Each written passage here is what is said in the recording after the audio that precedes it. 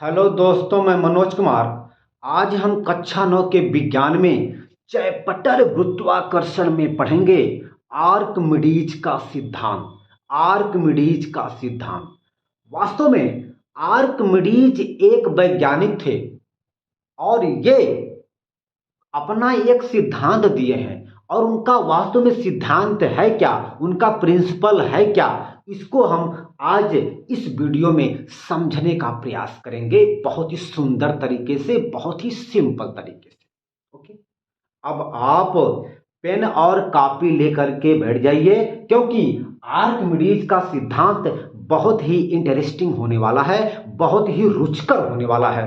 ठीक है, आइए हम इसे एक लॉजिक अर्थात आर्किमिडीज के सिद्धांत को एक लॉजिक की सहायता से समझने का प्रयास करते हैं और उस लॉजिक की सहायता से हम आर्किमिडीज के सिद्धांत को, ठीक है ना, सुंदर सुंदर शब्दों में लिखने का प्रयास करेंगे। आइए देखा जाए वास्तव में आर्किमिडीज का सिद्धांत क्या है।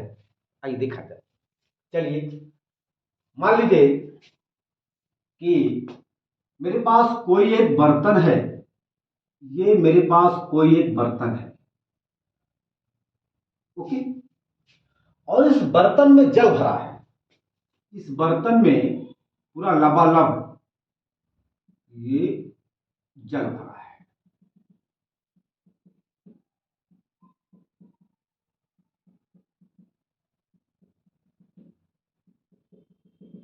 ये आपका जल भरा है।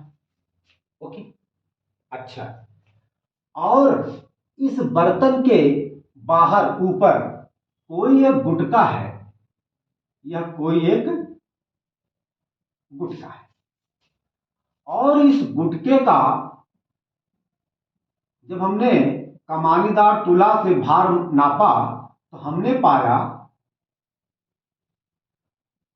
पाया कि इस गुटके का जो भार है,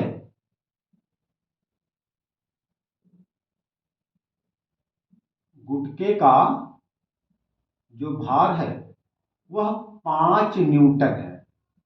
ध्यान दीजिएगा, हमने आपसे बताया था कि भार का मात्रक न्यूटन होता है, इसलिए जब भी हम लोग भार का मेजरमेंट करेंगे तो हम लोग उसके साथ न्यूटन शब्द का यूज करेंगे। क्यों? क्योंकि भार का जो मात्रक होता है वह न्यूटन होता है। ठीक है ना। हमने यहां पर क्या किया कि यहां पर हमने एक ब्लॉक लिया या एक गुटका लिया और इस गुटके के भार को जब हमने कमानीदार तुला से मापा। यह क्या है? यह आपका कमानीदार तुला है। कमानीदार तुला।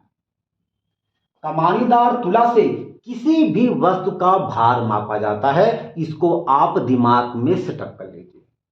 ओके, कमानीदार तुला से किसी भी वस्तु का भार मापा जाता है, इसको आप अपने माइंड में रख लीजिए, सेव कर लीजिए। चलिए, तो जब हमने इस गुटके के भार को मापा तो हमने पाया कि इस गुटके का भार 5 न्यूटन है। अच्छा, हम मान लेते हैं कि इस जल का भार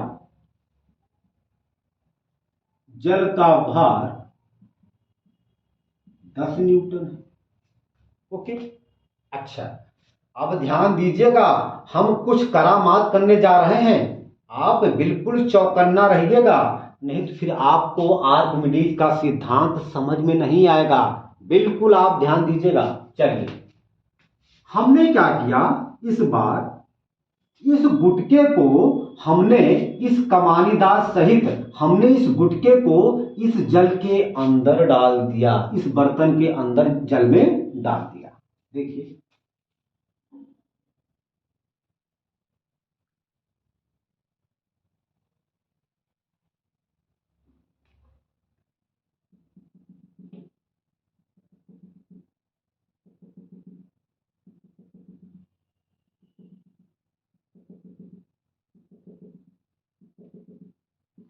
ये आपका जल है। हमने क्या किया, इस बार इस गुटके को इस जल के अंदर डाल दिया, डुबो दिया। चलिए, ये आपका गुटका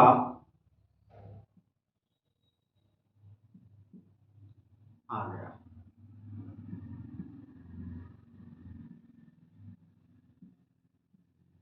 ठीक,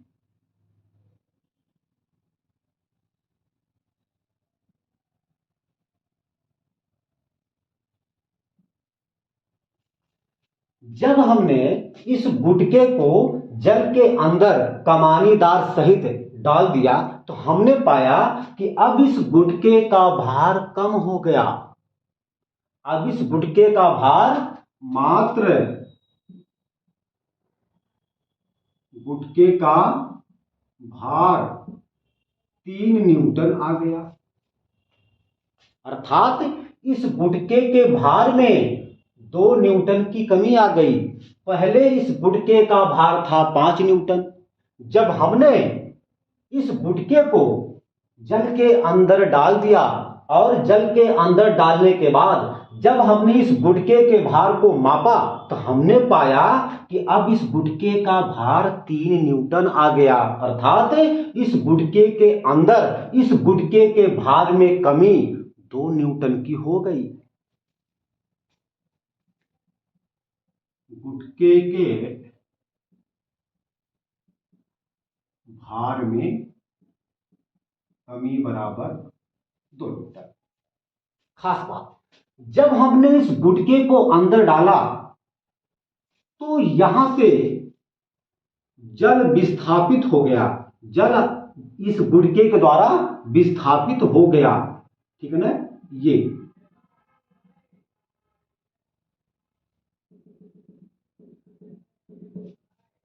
जैसे ही हमने इस गुटके को जल के अंदर डाला, यह गुटका कुछ पानी को विस्थापित कर दिया, हटा दिया, कुछ पानी को हटा दिया। तो जो पानी हटाया गया था, जब हमने इस हटाए गए पानी को, जब हम इस हटाए गए पानी के भार को मापा तो हमने पाया इस पानी का भार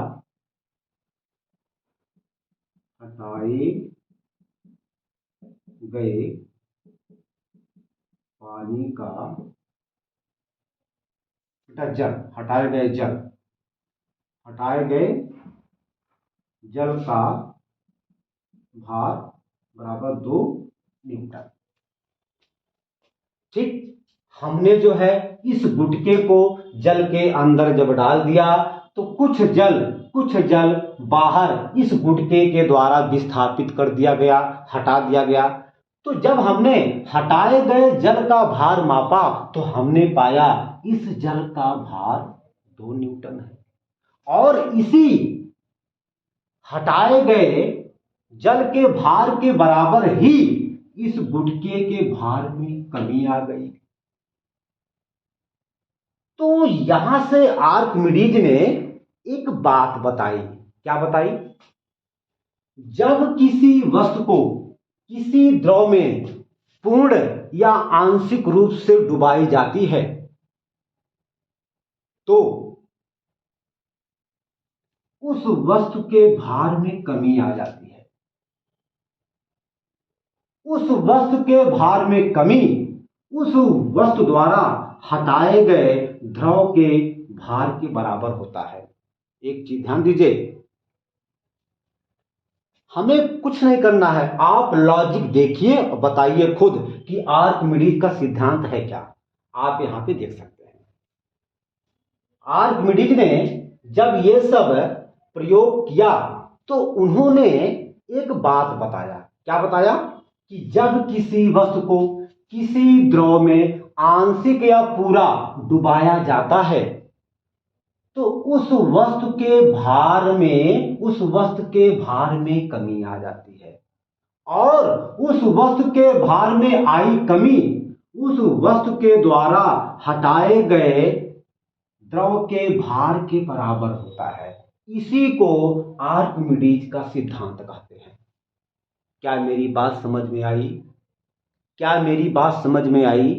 क्या मेरी बात मक्खन हुआ कि नहीं हुआ बताइए। आप फिर से इसको एक बात बोलिए। जब किसी वस्तु को किसी द्रव में आंशिक या पूरा जब किसी वस्तु को किसी द्रव में आंशिक या पूरा डुबाया जाता है तो उस वस्तु के भार में कमी आ जाती है, और वस्तु के भार में आई कमी उस वस्तु के द्वारा हटाए गए द्रव के भार के बराबर होता है। इसी को आर्किमिडीज का सिद्धांत कहा जाता है। भाई, हमने इस गुटके को, इस वस्तु को हमने इस द्रव में पूरा डाल दिया, डुबो दिया।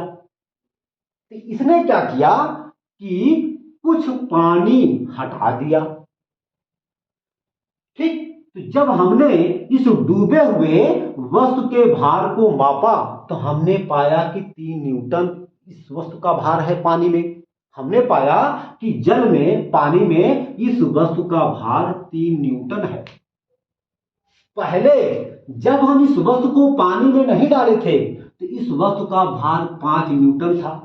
जब हमने इस वस्तु को इस द्रव में डाल दिया, पूरा डुबो दिया, तो हमने पाया कि इस वस्तु का भार केवल 3 न्यूटन है। इस वस्तु के भार में कमी कई न्यूटन की हुई? 2 न्यूटन की। पहले 5 न्यूटन था, जल के अंदर जब चला गया तो उस समय इस वस्तु का भार 3 न्यूटन है, कमी 2 न्यूटन की हुई। तो जब इसने जो द्रव बाहर किया था, जो द्रव हटाया था, जब हमने उस द्रव के भार को मापा तो हमने पाया कि उस हटाए गए द्रव का, हटाए गए जल का भार 2 न्यूटन आता है।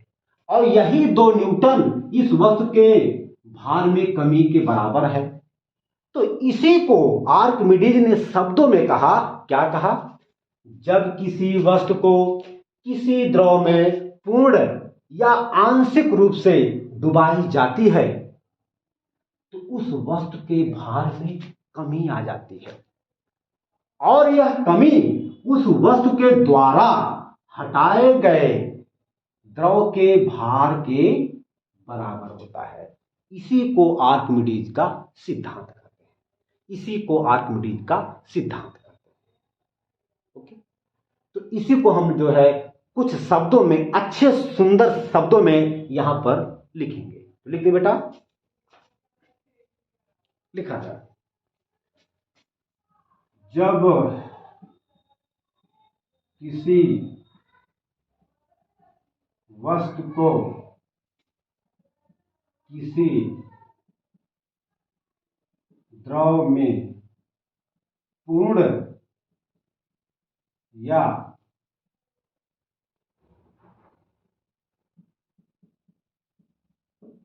आंशिक, मतलब आधा या उससे थोड़ा सा कम, या आंशिक रूप से डुबाई जाती है तो वस्तु के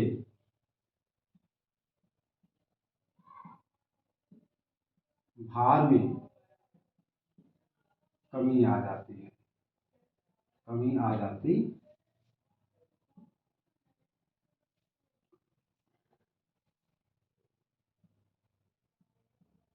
वस्तु के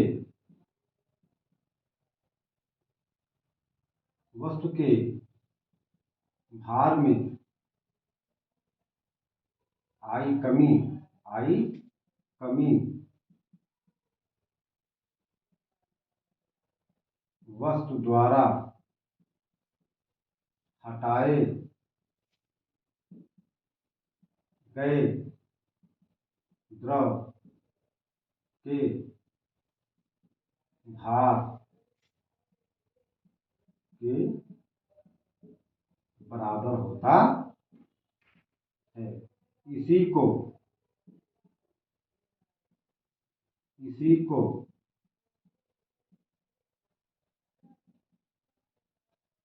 आर्किमिडीज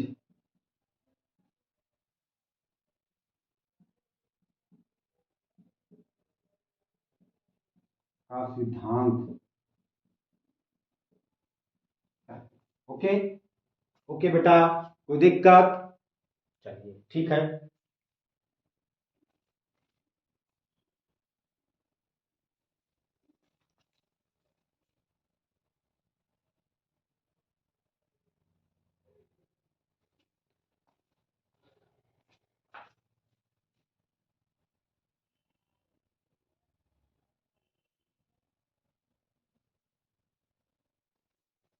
तो ठीक है, आज हम अपने वीडियो को यहीं पर अंत करते हैं।